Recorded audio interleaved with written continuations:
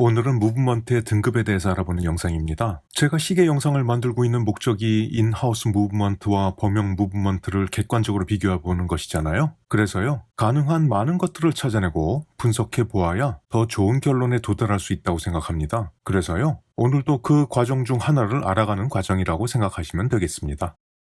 평소 시계 무브먼트 등급에 대해서 궁금은 하셨지만 등급을 나누는 명확한 기준에 대해서는 많이 들어보지 못하셨죠? 그래서 이번 영상에서는요, 무브먼트의 등급을 결정하는 조건들에 대해서 알아보겠습니다. 그런데요, 기준으로 삼을 무브먼트가 필요하잖아요. 그래서 일단 에타 무브먼트를 기준으로 하고요, 셀리타나 나머지 인하우스 무브먼트의 등급으로 이야기를 확장시켜 나가 보겠습니다. 시계 영상 1편에서 아수아기 70년대 쿼츠 위기 때 지주회사에 소속된 모든 시계 회사들에게 공급하던 무브먼트의 이름을 에타를 사용하기로 하였던 것 기억하시죠? 사실 에타가 생산하는 무브먼트는 우니타스나 벨주와 같은 최고의 무브먼트 회사의 기술이 집약된 표준이라 해도 좋을 것이고요. 그리고 가장 먼저 염두에 두어야 할 점은 에타가 기본적으로 지난 수십 년 동안 스위스 시계 산업의 무브먼트의 주요 공급업체였다는 것입니다. 그렇기 때문에 에타는 다양한 브랜드의 다양한 등급과 다양한 가격으로 무브먼트를 제공할 수 있었겠죠?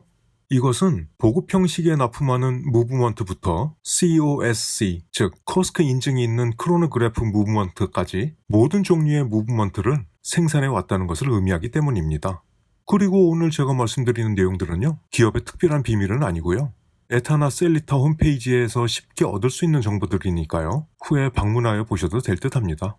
기본적으로 무브먼트는 4가지 등급으로 나뉩니다. 에타는요, 스탠다드, 엘라보레, 탑, 크로노미터로 나뉘고요, 셀리타는 스탠다드, 스페셜, 프리미엄, 크로노미터로 나뉩니다. 근데 이름만 틀릴 뿐이지 등급 기준은 같습니다. 그리고 대부분의 인하우스 무브먼트들은 탑과 크로노미터 등급에 속할 것입니다. 그리고 각 등급에서 스탠다드는 다시 두 종류로 나뉩니다. 1호차 플러스 마이너스 12초 무브먼트와 1호차 플러스 마이너스 30초 무브먼트입니다. 그리고 엘라보레는요, 보통 1호차 플러스 마이너스 7초에서 플러스 마이너스 20초대 사이에서 대략 3가지 종류로 조정되고 있고요. 탑은 플러스 마이너스 4초에서 플러스 마이너스 15초대 사이에서 대략 5가지 종류로 조정됩니다. 그리고 크로노미터 등급은 탑 그레이드 조건에 코스크 요구사항을 추가적으로 충족시켜야 합니다. 그런데요, 모든 무브먼트가 4가지 등급으로 나뉘는 건 아니겠죠? 예를 들어서요, 2892나 7750과 같은 무브는 엘라보레부터 생산이 되고요, 우니타스와 벨주 같은 무브먼트 회사들은 처음부터 미세하고 더 비싼 시계들 를 의도했기 때문에요, 스탠다드나 엘라보레 등급의 무브먼트는 오랫동안 제작하지 않았습니다. 그런데 우리가 한 가지 반드시 짚고 넘어가야 하는 것은요, 사람들이 때때로 무브먼트의 마무리나 장식을 등급의 한 요소로 착각하고 있다는 것입니다. 물론 아름다운 장식과 잘 마무리된 무브먼트는 일반적으로 높은 등급의 무브먼트일 확률이 높습니다. 하지만요, 그것이 항상 최고 수준의 무브먼트이거나 크로노미터 수준의 무브먼트를 의미하는 것은 아닙니다. 그리고 또 중요한 점은 스탠다드와 엘라보레 등급 무브먼트 사이의 부품 구성 세트는 정확하게 같기 때문에요, 동일한 구성 요소를 사용하거든요. 그래서요, 기본적으로 두 무브먼트는 같은 종류라고 볼 수 있겠고요, 탑과 크로노미터 등급 무브먼트는 더 정확하고 비싸게 만드는 몇 가지 부품 구성 세트를 가지고 있는데요, 서로 동일한 것을 사용합니다. 따라서 무브먼트는 2가지 등급과 4가지 레벨로 구분된다고 보는 것이 더 정확하다고 하겠습니다. 우선 무브먼트의 등급을 나누는 첫 번째 요소는요, 메인 스프링입니다. 시계에는 2개의 스프링이 들어있죠? 메인 스프링과 헤어 스프링입니다. 메인 스프링은 시계에 동력을 전달하는 기능을 하고요, 헤어 스프링은 밸런스 휠의 진동을 일정하게 유지시켜주는 역할을 합니다. 메인 스프링은 코발트, 니켈 그리고 크롬으로 만들어진 합금 니바 플렉스로 만들어지고요, 스위스에는요, 기본적으로 3개의 주요 메인 스프링 제조업체가 있습니다. 아마도 스위스 시계 95% 이상이 니발 혹스, 제너랄레 루소, 그리고 슈바 필리의 AG에서 제조한 메인 스프링을 사용할 겁니다. 그리고 스탠다드와 엘라보레 등급은 니바 플렉스 NO 합금을 사용하고요, 탑과 크로노미터 등급은 니바 플렉스 NM 합금을 사용합니다. 2가지 차이점은 스프링이 완전히 감겼을 때 가지는 힘의 최대 회전력인데요, NM이 NO보다 더 높습니다. 이 회전력의 차이는요, 합금에 첨가된 금속의 종류와 비율의 차이에서 나타나는 듯 합니다. 그런데 더 중요한 점은요, 메인 스프링의 보정입니다. 탑과 크로노미터 등급의 무브먼트는 메인 스프링이 더 일정하게 풀어지도록, 즉 등시성을 갖고 더 많은 회전력을 시계에 공급하도록 보정됩니다. 이것은 일정한 시간이 흐른 후에 다른 메인 스프링보다 더 많은 에너지를 시계에 공급할 수 있다는 의미고요, 따라서 시계는 더 정확해지는 것입니다. 두 번째 요소는 shock absorber, 즉 충격 흡수 장치입니다. shock absorber에는 두 가지 종류가 있는데요. 노보디액과 잉카블럭입니다. 노보디액은 3구 형태의 스프링과 루비로 만들어진 캡스톤과 엔드스톤, 충격 흡수 하부 블록과 상부 블록으로 구성되고요. 약간 저렴해서 스탠다드와 엘라보레 등급에 사용됩니다. 잉카블록은 검은고 형태의 스프링과 루비로 만들어진 캡스톤과 구멍이 뚫린 스톤, 그리고 충격 흡수 쉘과 충격 흡수 하부 블록으로 구성되고요. 가격이 조금 더 비싸서요. 탑과 클로노미터에 사용됩니다. 그러나 이 두 가지 형식의 shock absorber는 실제로 충격 흡수나 정확도 등에 거의 동일하기 때문에요. 무브먼트 성능에 미치는 영향은 없다고 합니다. 다만 잉카블록이 유지보수, 즉 레귤레이터와 헤어스프링을 분해하지 않고 부품을 청소하고 오일을 주입할 수 있는 장점을 가지고 있습니다. 세 번째 요소는 이스케이프먼에서 팔레트에서 사용되는 루비의 종류입니다. 원래는요, 스탠다드와 엘라보레 등급에는 폴리 루비라는 것이 사용되고 탑과 크로노미터 등급은 레드 루비를 사용합니다. 폴리 루비는 열 압축된 분말로 만들어지는데요. 불투명합니다. 반면에 루비는 전기 화학 과정에서 만들어지는 크리스탈이라서요. 더 견고하고 약간 더 비싸지만 무브먼트 성능에는 더 좋다고 합니다. 그렇지만 최근에는 아마도 거의 대부분의 무브먼트에 레드 루비가 사용되고 있는 것 같습니다. 네 번째 요소는 밸런스 휠의 재료입니다. 밸런스 휠의 재료에는 두 가지가 사용되는데요. 니켈과 글루시더입니다. 스탠다드와 일라보레 등급의 밸런스 휠은 니켈로 만들어지고요. 금도금을 합니다. 탑과 크로노미터 등급의 밸런스 휠은 글루시더로 만들어집니다. 니켈에 비해서 글루시더의 장점은 명확한데요. 글루시더는 베릴륨 청동합금으로 만들어져서요. 더 단단하고 온도 변화에 강하고요. 그로 인해서 변형이나 왜곡이 발생할 가능성이 더 적습니다. 그래서 글루시더는 더 나은 재료로 간주되고요. 그래서 고급 무브먼트의 밸런스 휠은 글루시더로 만들어지는 것입니다.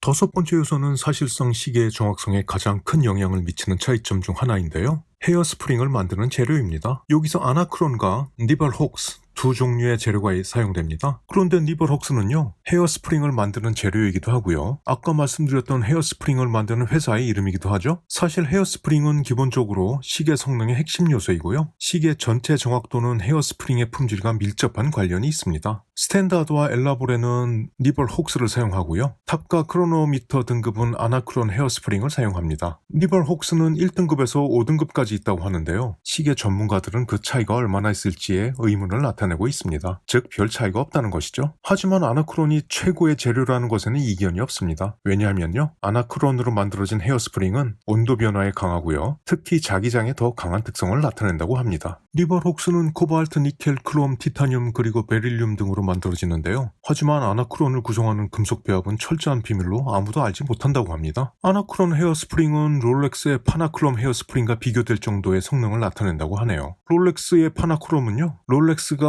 니벌혹스로부터 헤어스프링을 공급받다가요, 5년간의 개발 과정을 거쳐서요, 2000년 초반에 헤어스프링 제조 분야에서 독립하기 시작하면서 출시한 헤어스프링입니다. 롤렉스는요, 2014년에 실리콘으로 만든 실룩시를 만들었죠. 마지막 요소는 타이밍입니다. 타이밍이란 무브먼트가 다양한 위치에서 갖게 되는 오차를 줄이는 작업을 말합니다. 이러한 타이밍은 무브먼트가 제작될 당시에 컴퓨터가 지원되는 매우 비싼 고가의 장비에 의해서 조정됩니다. 이러한 기계들은 몇 대 안 되고요. 스위스 최고의 탑 브랜드들과 헤어스프링 제조 업체들만이 가지고 있습니다. 이 장비들은 20개의 다른 레벨에서 밸런스 휠과 헤어스프링을 분류하고 조합해서요, 이론적 무브먼트 주파수에 최대한 근접하게 조정할 수 있습니다. 예를 들어서요, 아무리 정교하게 만든 밸런스 휠이라고 해도 다수 제작된 밸런스 휠은 편차를 가지고 있을 수밖에 없겠죠? 똑같이 만들어도 각각의 밸런스 휠은 모두 미세하게 차이가 난다는 뜻입니다. 그때 이런 장비들은요, 각 휠의 관성력을 계산해내서 다른 부품과의 최상의 조합을 만들어내는 것입니다. 이런 조정은 시계 독립 제작자가 한두 개의 시계를 제작하면서는 손으로 수행할 수 있지만 대량 생산에서는 불가능합니다. 그래서요, 아마도 에타나 셀리타를 포함해서 대부분의 인하우스 무브먼트들도 대량 생산의 과정에서 이러한 기계적인 조정을 거친다고 생각하시면 되겠습니다. 자, 그럼 각 무브먼트 등급별로 어떻게 조정되는지 알아보겠습니다. 일단 스탠다드는요, CH와 6H 두 방향의 위치에서 조정됩니다. 그리고 평균 1일 오차는요, 플러스 마이너스 12초 이내를 목표로 하고요. 가장 높은 위치와 가장 낮은 위치 사이의 최대 오차, 즉 최대 위치 오차는요, 플러스 마이너스 30초 이내입니다. 30초는 너무 큰 오차 같지만요, 스탠다드 레벨에서는 그리 나쁜 거 아닙니다. 그리고 다양한 상황에서 일정한 움직임을 나타내는 등시성, 즉 아이사크로니즘은 하루 20초입니다. 엘라보레는요, CH, 6H, 9H 세 위치에서 조정되고요. 평균 1일 오차는 플러스 마이너스 7초, 최대 위치 오차는 20초, 그리고 24시간 등시성은 플러스 마이너스 15초입니다. 탑 등급은 CH, FH, 6H, 9H, 3H 5방향의 위치에서 조정되고요. 1일 평균 오차는 플러스 마이너스 4초, 최대 위치 오차는 15초, 24시간 등시성은 플러스 마이너스 10초입니다. 크로노미터 등급은 탑 등급과 크게 다르지 않고요. 거기에다가 코스크 조건, 즉 위의 조건 플러스 3가지의 다른 온도에서 위 5개 위치에서 15일간 측정하여 위의 오차 조건을 충족시켜야 합니다. 그런데 CH, FH, 6H, 9H, 3H가 무엇인지 궁금하시죠? 잠깐 알아보고 다음으로 넘어가겠습니다. CH는 시계 다이얼이 위로 향한 상태이고요. FH는 시계의 다이얼을 엎어놓은 상태입니다. 6H는 다이얼의 6이 가장 높은 위치, 9H는 다이얼의 9가 가장 높은 위치, 그리고 3H는 다이얼 3이 가장 높은 위치에 있는 상태를 말합니다. 이상이 각 등급별 구성 요소들입니다. 그렇다면 이제는 각 등급과 관계없이 동일한 구성 요소들은 없을까요? 당연히 있습니다. 이것도 상당히 중요한 내용입니다. 일단 위에서 언급했듯이 최근에 제작되는 무브먼트에 사용되는 루비는요, 레드 루비가 동일하게 사용되고 있습니다. 90년대 이후에 제작된 무브먼트에 폴리 루비가 사용된 경우는 거의 없다고 하네요. 그리고 두 번째 동일 구성 요소는요, 콜릿에 적용된 기술입니다. 즉, 니바트로닉인데요. 콜릿은 헤어스프링이 밸런스 휠과 밸런스에 부착되는 지점입니다. 니바트로닉은 일종의 레이저 용접인데요. 이 부품들을 조립하는 방법입니다. 거의 완벽하고요. 정확하게 조립이 되는데요. 이 기술은 모든 등급의 무브먼트에 동일하게 사용되고 있습니다. 세 번째 동일 구성 요소는 이스케이프 휠과 밸런스 부분에 하는 에필람 코팅입니다. 에필람 코팅을 하면요, 오일 확산을 막아서 마모 방지와 부드러운 작동을 유지할 수 있다고 합니다. 그리고 마지막 동일 구성 요소는요, 이스케이프 휠, 필렛 포크는 모든 등급에서 동일하고요, 모든 기어 트레인도 동일합니다.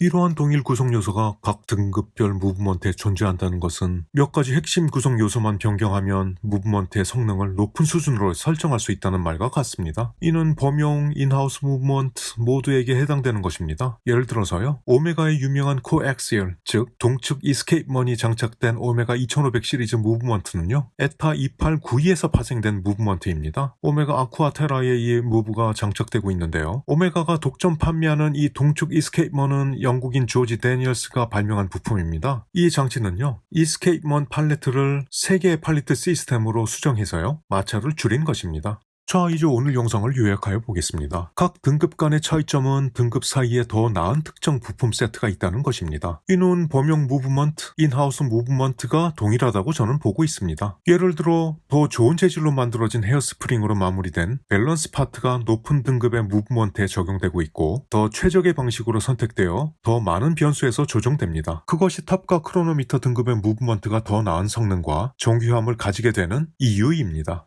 그럼에도 각 등급 사이에도 기본적으로 동일한 구성 요소들이 있고, 무브먼트의 메인 플레이트와 제조 공차도 동일합니다. 따라서요, 각 등급들 사이에 존재하는 우수함의 차이가요, 우리가 체감할 만큼 그리고 우리가 생각하는 만큼 그리 크지 않다는 것입니다. 오늘의 영상도 재미있으셨나요? 우리는 인하우스 무브먼트와 범용 무브먼트의 비교에 또 한 걸음 더 다가간 셈입니다. 그럼 더 재미있는 내용으로 다음 영상에서 뵙겠습니다. 감사합니다.